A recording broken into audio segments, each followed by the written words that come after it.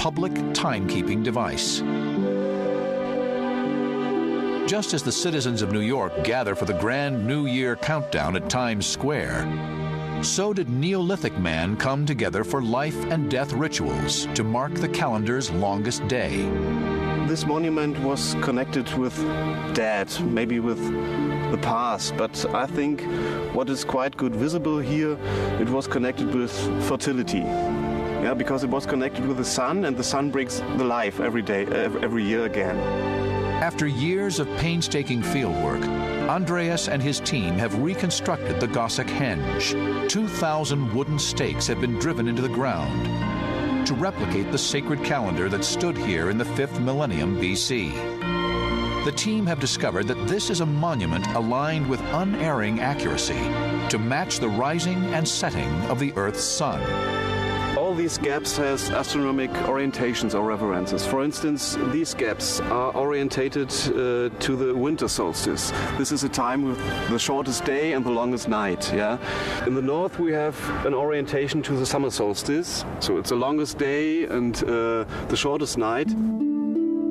The southwestern and southeastern entrances are situated almost precisely 100 degrees apart. On the shortest day of the year, they mark the exact point at which the sun rises and sets, telling the ancients when a solar year has passed. Once we learned how to tell the time, people began to synchronize their lives and build even larger settlements. This site is quite important because this is the first time that we have a cult place, a cult center for a bigger society. How the ancient people of Goseck lived remains cloaked in mystery, but we do know that its power to mark the passage of time transformed this site into a sacred headquarters. Crop cycles, wars, and journeys could at last be measured, and the city was born. What's more, Goseck has opened up a groundbreaking new theory. Just 25 miles north at Ziegelrode Forest, archaeologists have unearthed incredible new evidence that later societies took this ancient astronomy to amazing new heights. 2,000 years before the first recorded planetarium, the Neolithic settlers of Europe mapped the celestial heavens with phenomenal accuracy. Professor Wolfhard Schlosser is a former space station engineer. He has used all his scientific expertise to decipher the riddles of an ancient astronomical artifact.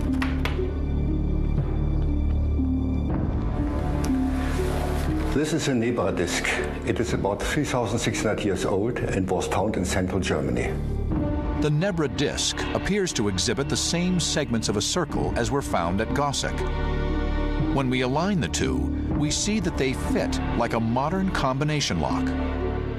Both ancient discoveries seem to have been devices designed to mark the summer and winter solstices on the Earth's calendar. Of course, we have no stars in Goseck, and we have, of course, no wood on the disk. But from the astronomical point of view, they are very similar, and they show that in these 3,300 years in between, the astronomy more or less remains the same. Yet the Nebra disk has complexities that go far beyond the Goseck circle. For besides the sun and the moon, it also depicts 32 dots, including this obscure group of 7. There are no clues at Goseck or anywhere else in the region as to what the dots could represent. And there is nothing in the night sky of our world that remotely resembles them. But once we adjust the heavens for how the stars have changed in the 36 centuries since the disk was made, we find that they precisely match the Pleiades constellation, a famous star group that we may see today. These objects have changed our attitude towards these old times. The disk was sacred in early times, early Bronze Age, and I'm convinced that then the meaning of the disk was lost. The ancient studies of the cosmos launched an incredible journey of understanding that underpins the satellites and space stations of the 21st century. And it also changed our cities. As we mastered time and the heavens, arranging our lives has never been the same again.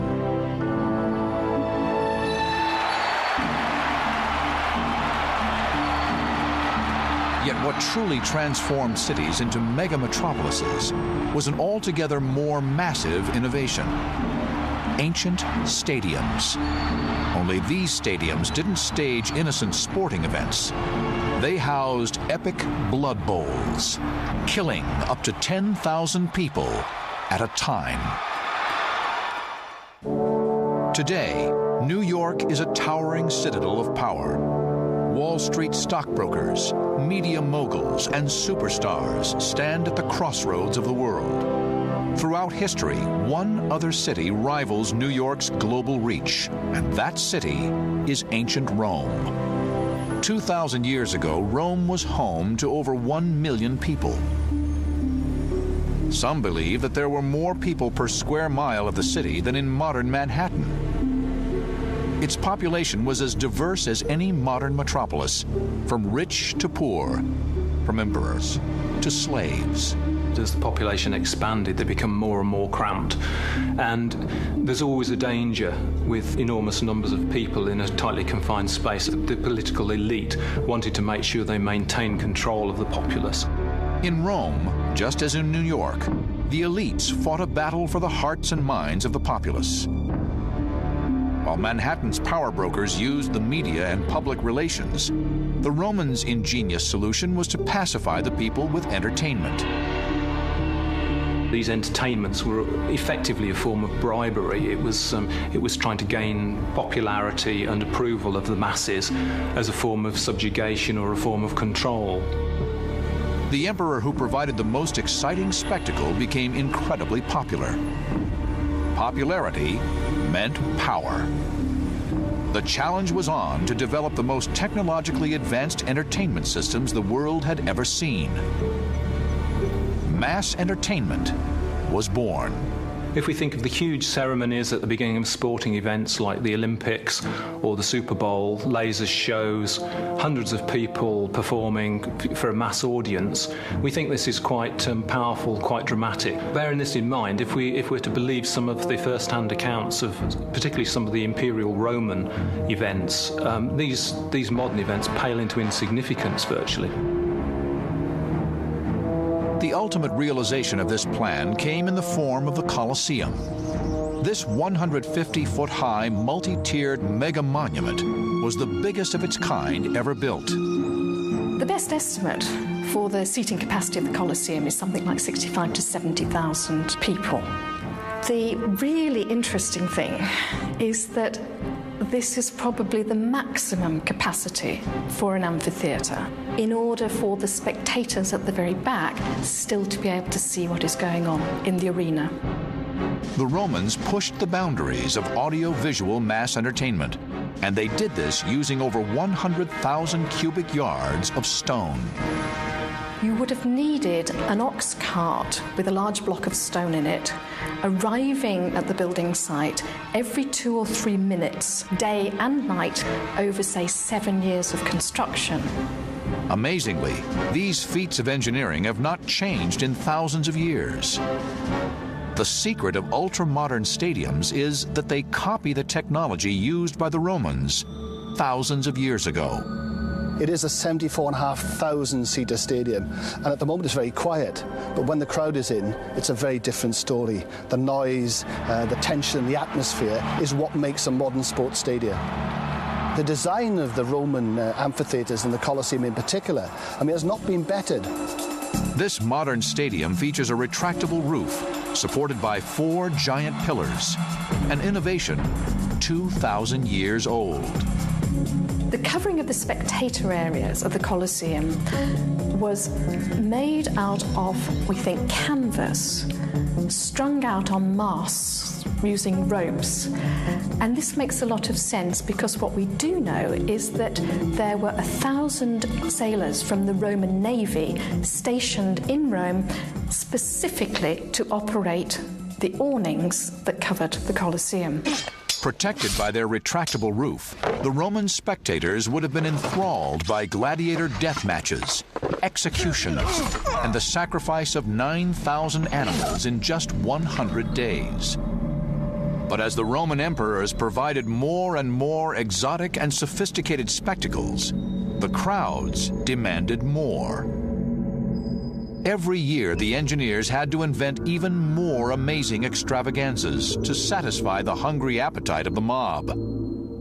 In 85 AD, Emperor Domitian proposed the impossible. He would use 500 billion gallons of water in a spectacle known as a Naumachia.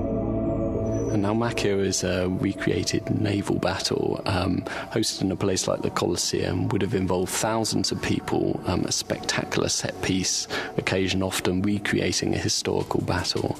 It would involve criminals, captives, other people who had no choice but to fight. The Colosseum was flooded to allow the staging of a giant naval conflict. This transformation of the 29,000 square foot arena into a floating battlefield is a challenge that leaves even modern stadiums behind. One of the issues we've looked at here is how we could actually hold a water event, how we could flood the lower area of the stadium in order to create some sort of water spectacle. And we haven't mastered that yet. And yet, 2,000 years ago, the Romans did exactly that. The Naumachia was a resounding success, but it made things even worse for future emperors. How could Domitian's successors top this technological and engineering triumph to provide a spectacle for the crowd? The next emperor, Emperor Claudius, took to the throne in 41 AD, and he invented extreme Naumachia. This would employ 50 billion times more water. With no possible way of building a stadium large enough, he moved the entertainment to a massive lake, Lake Fucine.